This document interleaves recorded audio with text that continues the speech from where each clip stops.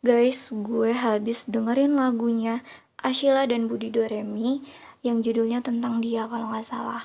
Nah, di musik videonya ini sama lagunya sama aransemennya itu cocok banget, kayak sinkron lah antara lagu sama suasana di musik videonya, dan liriknya itu sinkron tapi nggak over. Yang gue suka tuh nggak over. Kan ada yang lagu musik videonya tuh bener-bener menjiwai banget kalau kita lagi patah hati gitu.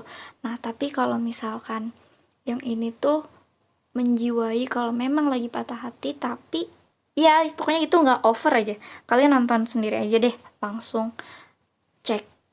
Tapi dengerin podcast gue dulu, jangan kemana-mana.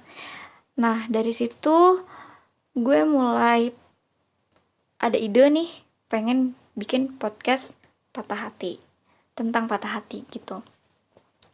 Podcast ini, celotehan ini berdasarkan apa yang gue rasain. Gue belajar selama 4 tahun kurang lebih tentang patah hati, bagaimana kita harus menyikapinya, bagaimana kita harus menerima, kayak gitu-gitu. Tentang patah hati, awal-awal memang gak mudah. Gimana ya, pasti apalagi orang yang baru pertama kali ngerasain bener-bener broken heart gitu. Bagi gue waktu pertama kali itu rasanya kayak, ih gila, gue gak nyangka banget bakal diginiin. Gue mikir kayak gitu, karena pada saat itu tuh kayak gue tuh nyelo gitu. Percayalah bahwa nggak akan ditinggal. Nggak taunya ya, namanya takdir kan nggak ada yang tahu gitu, masa depan nggak ada yang tahu. Nah, buat temen-temen juga yang lagi bucin-bucinnya juga inget nih, kita tuh nggak tahu sampai kapan dengan dia, karena setiap orang itu ada masanya guys. Entah masanya pacarannya selesai atau memang umurnya salah satu di antara kita tuh selesai gitu, karena kita semua adalah akan kembali padanya gitu. Balik lagi tentang patah hati. Jadi menurut gue patah hati itu gak perlu diri kita tuh seakan-akan nolak kalau kita gak mau patah hati. Gak perlu. Nolaknya tuh contohnya gimana sih? Kayak gini. Karena menurut gue banyak banget dari kita kalau patah hati terus jadi kayak kepikiran kan jatuhnya.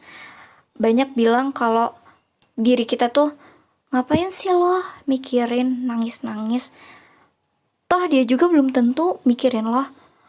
Iya sih, tapi tuh kalau keseringan kita ngomong kayak gitu juga, jatuhnya tuh kita nolak kan, seakan-akan diri kita nolak buat patah hati.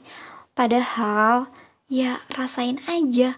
Kalau emang diri lo ngerasa kesepian, maksudnya bukan ngerasa kesepian, menikmati kesendirian, menikmati kecewanya itu kayak dengan cara nangis, dengan cara dipikirin, itu tuh kayak yang ya udah. Tapi kalau emang menurut lo itu udah over, saran gue yang muslim bisa ambil wudhu, sholat kayak gitu ya. Walaupun gue juga sebenarnya jarang buat ngelakuin itu, tapi satu-satunya paling ngena dan paling jadi tenang tuh kembali sholat, kembali sujud, kayak gitu sih.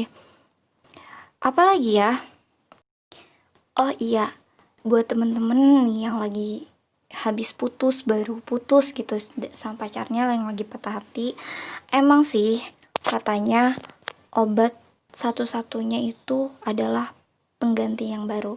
Tapi jangan lupa, sebelum lo buka hati buat yang baru, lo pasti ini hati lo emang bener-bener lagi dalam keadaan tenang, emang bener-bener pikirin matang-matang kalau lo nerima dia atau lo ngebuka hati buat seseorang itu bukan untuk menggantikan posisinya orang yang lama, bukan. Karena kalau lo mikir membuka hati menerima orang buat biar nggak galau, biar nggak kesepian lagi, biar nggak kepikiran lagi, justru yang dikhawatirkan adalah hati lo tuh nggak di situ, raga lo di situ, tapi hati dan pikiran lo tuh kemana gitu.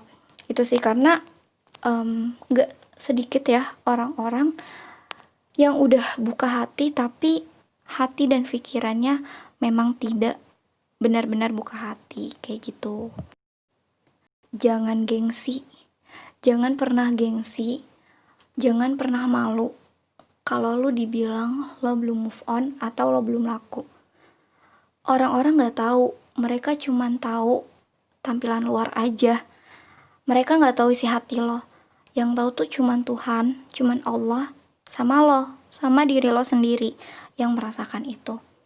So, menurut gue, ya udah nikmatin aja. Kalau misalkan lo lagi pengen bukan pengen menikmati kegalauan, bukan, tapi lebih kayak pengen mempelajari.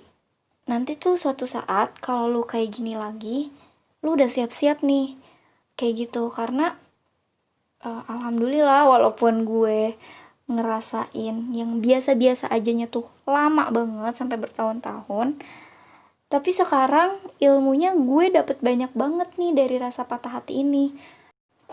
Ilmu untuk self controlnya, terus gue juga jadi gak terlalu berlebihan dalam mencintai seseorang, menyayangi seseorang. Karena dari patah hati tentu kita merasakan kehilangan. Nah, sadar kalau misalkan semua orang itu gak selamanya akan ada di samping kita.